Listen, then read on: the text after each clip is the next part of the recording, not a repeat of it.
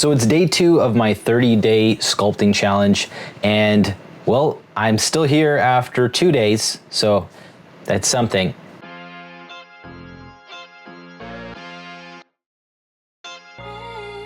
I started off by just grabbing a sphere and sculpting out the back of the head and just get the main shape of the skull.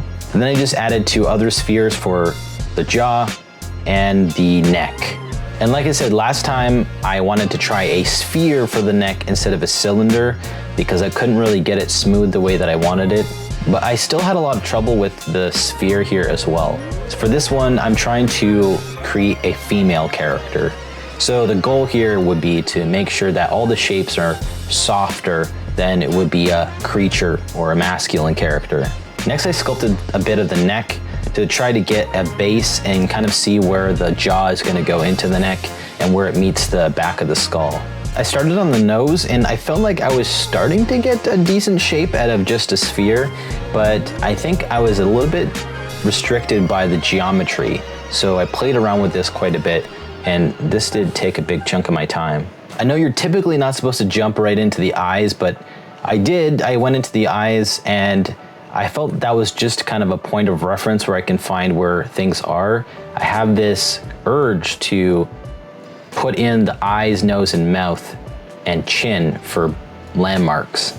I had quite a bit of trouble with the lips. I swear I can do lips better than this, but I don't know why I had so much difficulty doing it this time. I think when you get restricted by times, you sort of rush things and make big movements, and it can be a little bit hard to make things look good. This was a tough one. I dove right in and tried to do a female character, and I feel like I really struggled with it because you need to make the shapes really soft. So I kept going back and forth between more masculine, sharp jaw, bigger areas, and then I would have to trim them down and then they would grow. And every little detail looks really bad if you do it too harshly.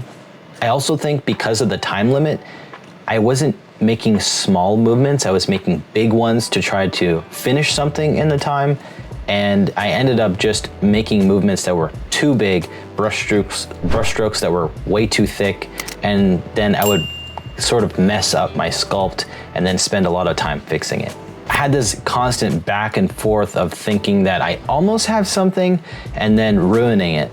I decided to pull out ears, which I think was pretty brave considering how much time I have and how much time ears can take, but I did them.